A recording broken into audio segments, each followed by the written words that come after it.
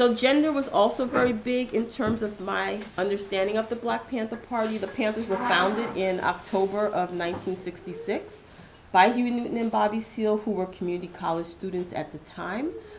They were founded in a way that appealed to people who were struggling against poverty, against police brutality.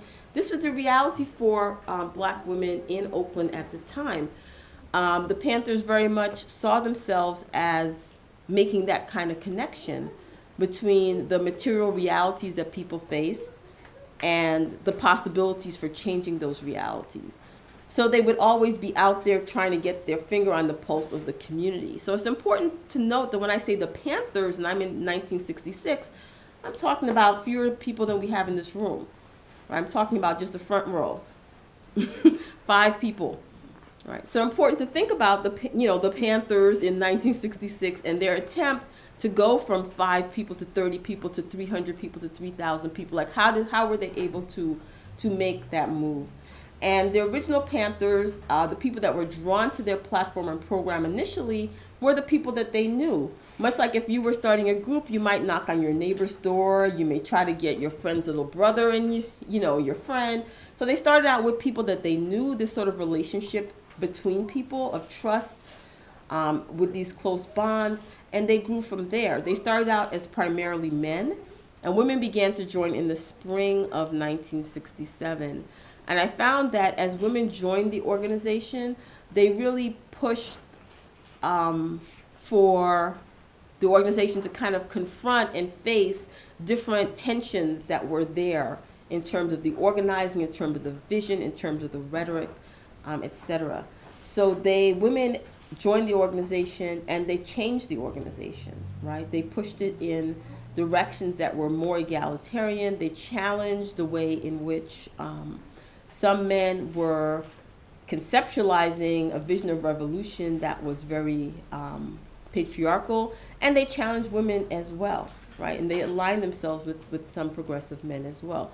So important to think about that. And to me, that was a key part of the politics of the Black Panther Party. It wasn't external or an aside kind of thing, or but let's talk about the election campaigns and the police patrols. Those things, I felt like the gender politics were just as important as those other types of politics, right? And I also felt that I could tell the story of the Black Panther Party in a way that centered women's voices and contributions. So that's what I tried to do within the book, right? So women, as I mentioned, joined the organization in Oakland in the spring of 1967. Right? And even though there are many, many images of these Panther women, and I mentioned that Panther women were actually the majority of members at times in their history, yet when I say Black Panther Party in this time period, this is the image I think that comes to mind. Right? And it's unfortunate, this is still the image that comes to mind today. Now the interesting thing is that I feel like these images do a disservice to the men, right? Which is the other thing that I found. I found that by creating a more complicated picture of women within the Black Panther Party, I was able to create a more complicated picture of the men as well, right? So these images of the men don't really show them doing anything. They're marching, right? This is what they're doing, right? So they're marching. They're symbolically displaying weapons. It's a very powerful image of bravado, etc. But you don't see the work. And one of the things that was so important to me in terms of thinking about the Panthers' history was really to emphasize the work that it took.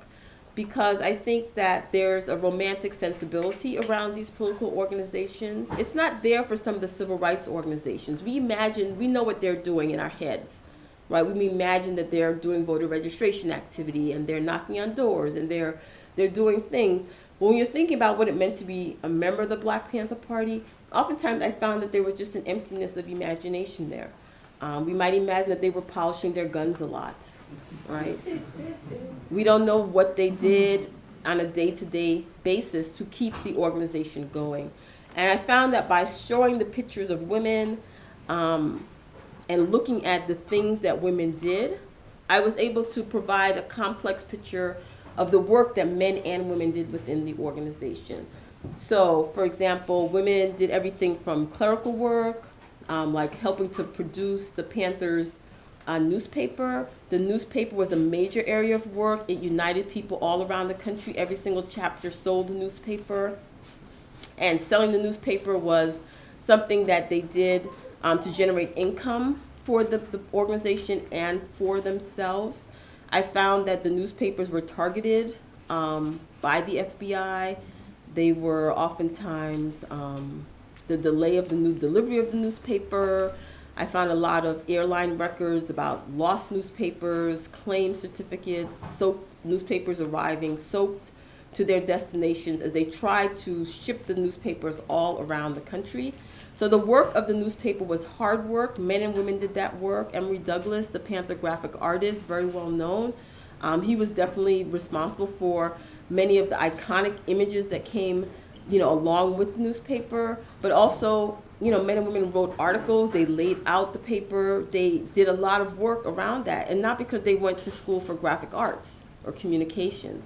They learned on the job, right? Teenagers, disciplined, and they did it because they had to do it and because they wanted to do it, right? And they passed on those skills. So women and men worked on the newspaper. You see women also doing the work of the community programs within the organization.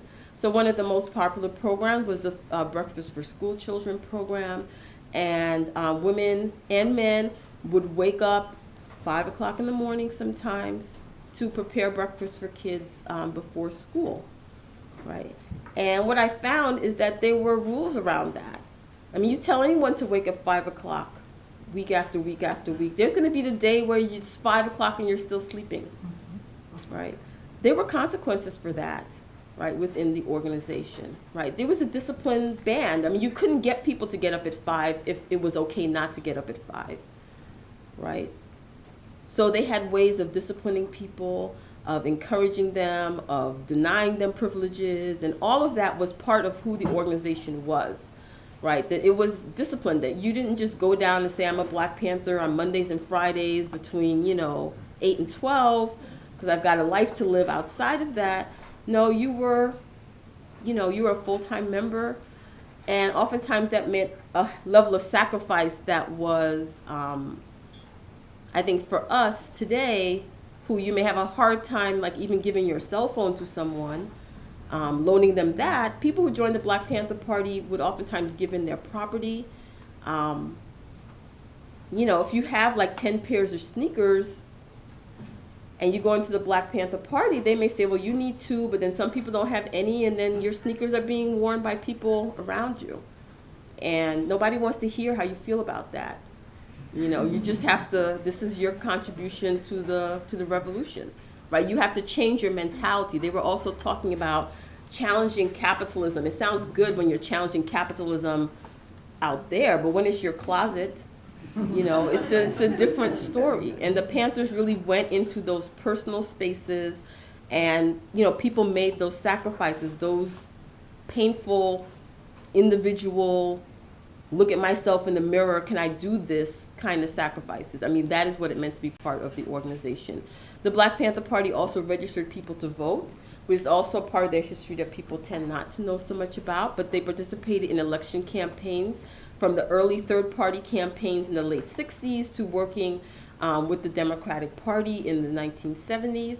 They definitely focused some of their attention on the role of electoral politics and social movement as well. And of course, you see women Panthers getting arrested. And the arrest of the Black Panther Party, the harassment, the infiltration of the Panthers, the phony letters that were sent, the death plots that were executed, really transformed the organization. And you really sort of see that working its way in the book as well. So here's women coming out of a political education class. The Panthers really worked hard to educate themselves, which I think people oftentimes don't think about. One of the things I found is that many of the Panther leaders published books and speeches that were published at the time of the organization was alive. this was not unusual. I mean, this is, you know, these movements at the time. The yellow C button. Thank you. These movements at the time, you know, they saw themselves as creating an intellectual, you know, literature of struggle. And there was a market for this, right? There was a market for this. So you could produce Huey Newton's speeches in a book and sell those. You could produce Bobby Seale's, you know, autobiography and sell that, right? You could produce, you know, all of the books of those times by George Jackson and by others. We don't think about it, but that was an education process for the members of the organization, for the larger society.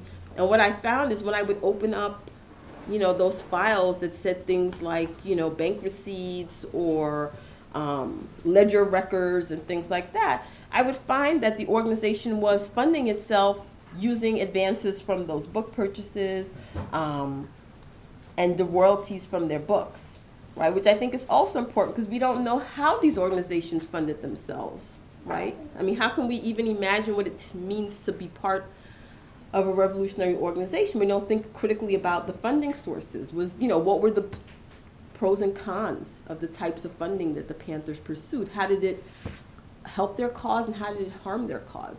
Right? These are particular questions that I wanted to sort of highlight in the book.